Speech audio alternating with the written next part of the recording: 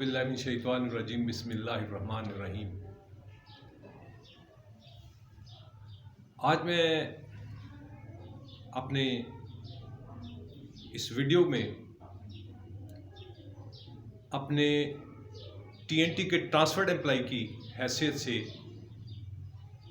अपने जो हमारे साथी इस वक्त पीटीसीएल में काम कर रहे हैं उनके लिए इस वक्त जो पीटीसीएल ने लेटर निकाला है उसके हवाले से ये मैं अपनी वीडियो ख़ुसूसी तौर पर उनके लिए बना रहा हूँ।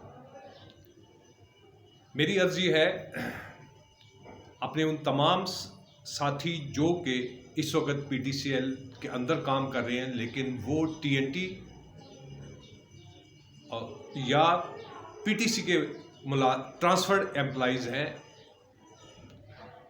उनके लिए मैं अपनी गुजारिशात अर्ज़ करूँगा कि बराए करम आप अपना ऑप्शन यानी राइटिंग में ज़रूर दें।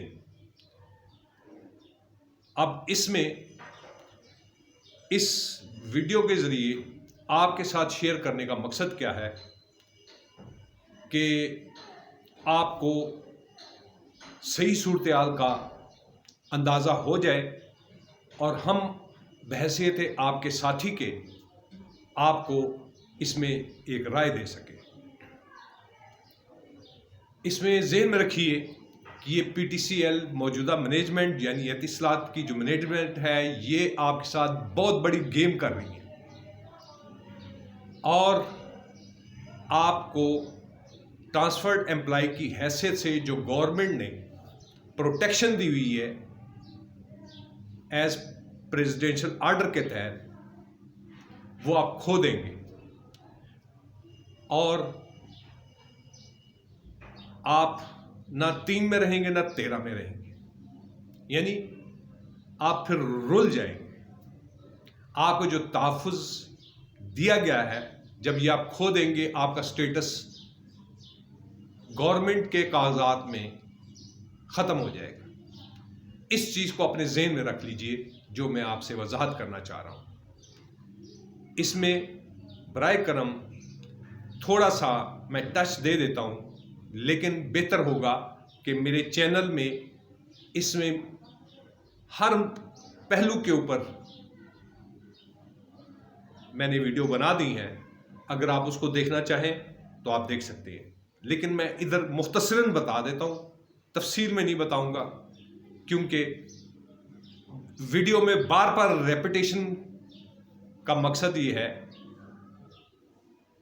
कि आप हमारे साथी हैं, हमारा फ़र्ज़ था आपको आगाह करना। आप आगाह होना चाहते हैं तो ठीक है। इसमें जितने भी मुतासरीन हैं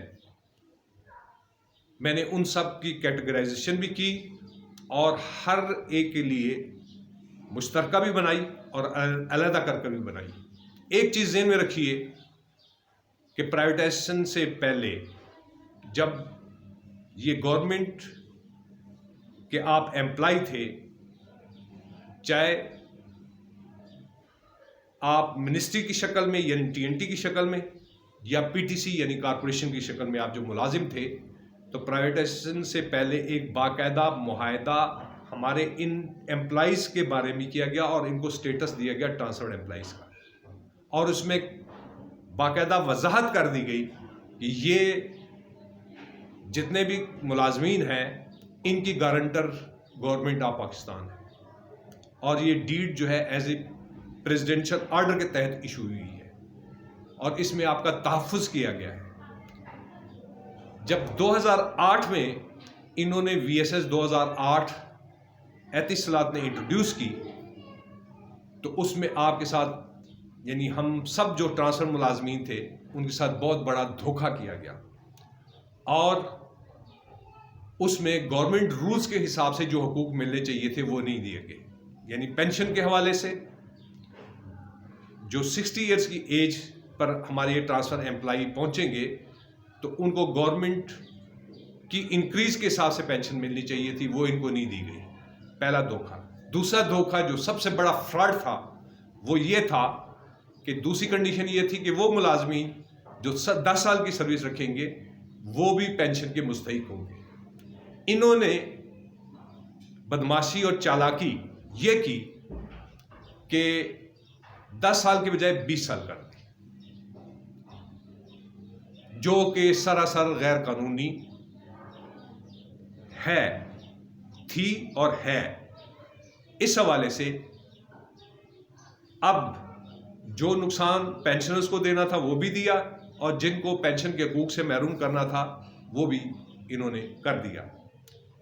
लेकिन मसूद भट्टी केस के अंदर, जिसमें हमारे ये एम्प्लॉइज विनिंग पोजीशन पर खड़े हैं, उसमें बाकायदा कह दिया गया कि ये गवर्नमेंट सर्वेंट है, इन पर गवर्नमेंट ऑफ पाकिस्तान के as a government servant rules लागू होंगे।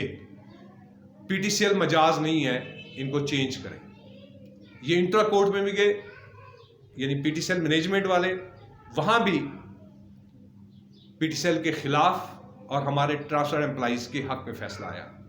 बहरकैफ अब मुख्तसरन मैंने आपको ये कहना है कि आपने राइटिंग में अपना ऑप्शन देना है। अगर आप ट्रांसफर्ड एम्प्लॉय के स्टेटस पर खड़े रहेंगे तो आपके हकूक़ का तहफ़्फ़ुज़ हमेशा से रहेगा और आप गवर्नमेंट के मुलाजमीन ही कंसिडर होंगे।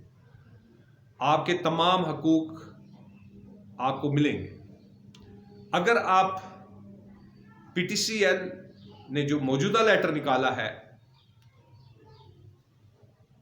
इस हिसाब से अगर इसको आपने ऑप्ट किया तो आपकी पिछली सर्विस लेंथ भी ख़त्म हो जाएगी, वो कंसिडर नहीं होगी।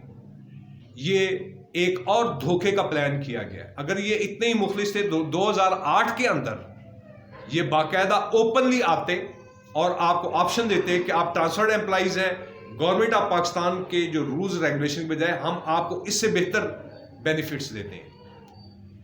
लेकिन जब उस वक्त इन्होंने बेईमानी की, एनहराफ किया, तो इस वक्त वो आपकी कैसे मुखलिस हो सकती है।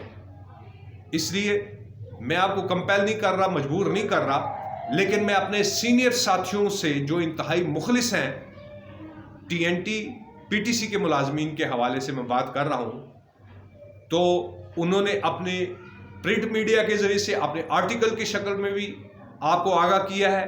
तो मेरा ये चैनल क्रिएट करने का मकसद ही यही था कि कई ऐसे हमारे दोस्त या हमारे साथी हैं और उन्हें अक्सरियत लोअर ग्रेड की है, मसलन केबल जॉइंटर, लॉरी ड्राइवर, तो इस हवाले से वो इतने पढ़े लिखे नहीं है, तो कम से कम हर एक के पास मोबाइल तो ज़रूर होता है। तो वो सूरत में हम उनको अपने चैनल के ज़रिए से आगाह करें कि वो किसी बहुत बड़ी गलतफहमी में रहकर मार ना खा बैठें, जैसे माजी में हुआ और वक्तन फ़क्तन आपके साथ होता रहता है।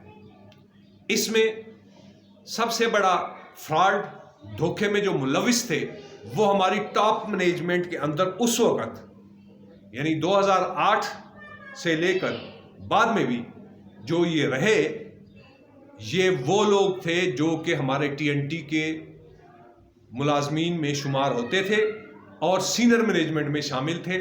इन्होंने आप सबका सौदा भी किया और इसमें ये बाकायदा मुजरिम की हैसियत से इसमें शामिल रहे हैं, थे और हैं। आज ये सारे जब भुगत रहे हैं इन मसाइल को कि पीटीसीएल जो पेंशन के हवाले के साथ इनके हकूक़ उन्होंने गस्ब किए हुए, ये इनकी नीयतों का फल इनको मिल रहा है। उसमें हमारे कई ऐसे साथी हैं जो इसका शिकार हो रहे हैं और हो चुके हैं। ये इंतहाई ब्लैकमेलर, लोगों को रिवर्ट कर कर और टेंशन देकर इन्होंने वीएसएस 2000 ऑप्ट करने पर मजबूर किया था।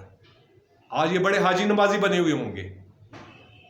इसलिए आप अगर तहफ़्फ़ुज़ चाहते हैं तो तहफ़्फ़ुज़ आप अगर अपना खुद करेंगे तो आपका कोई तहफ़्फ़ुज़ किया जाएगा। चूंकि जो हमारे साथी वीएसएस ले चुके हुए हैं 2008 में और वो इसके अंदर जो मुतासिर हो रहे हैं, अल्हम्दुलिल्लाह उनके अंदर यूनिटी पैदा हो चुकी है और हो रही है। मैं उसमें तनकीदी अंदाज में नहीं जाऊंगा, लेकिन कम से कम मेरी अपनी सोच ये है कि अगर आप ट्रांसफर्ड एम्प्लॉय की हैसियत से खड़े रहेंगे तो आपके भी हकूक महफूज रहेंगे। इन्होंने बिखर कर जब अपनी कोशिशें की, गो के उसके सम्राट उनको मिले, लेकिन अगर ये ट्रांसफर्ड एम्प्लॉय की हैसियत से खड़े रहकर फाइट करते तो ज़्यादा मुतासिर कुन भी होती और उसके रिजल्ट भी अच्छे आते। बहरकैफ जो हो गया सो हो गया। माजी की गलतियों से हमें सबक सीखना चाहिए और किसी पर एतमाद नहीं करना चाहिए। बराए करम मैं अपने तमाम साथियों से सिर्फ उस नाते से गुजारिश करूंगा क्योंकि हम ट्रांसफर्ड मुलाजमीन हैं, इस वजह से मेरा उनके साथ रिश्ता बनता है और मैं अपने इखलास मोहब्बत के अंदाज या जो मेरी फीलिंग्स हैं वो मैं उनको कन्वे कर रहा हूँ। बाकी वो अपनी मर्जी के मालिक हैं, उसमें मैं कोई उनको रोकने की बात नहीं कर रहा बल्कि उनको वजाहत कर रहा हूँ। जब 2008 में फ्रॉड हुआ और लगातार ये फ्रॉड करते रहे और हमारे हकूक जो हमारे पेंशनर ने जीते भी हैं अदालतों से वो भी अब तक उनको नहीं दे रही, तो इसका मतलब क्या है? वो इतने मुखलिस हैं कि वो आपको आपके हकूक देंगे? आप इस पर आप खुद गौर कीजिए।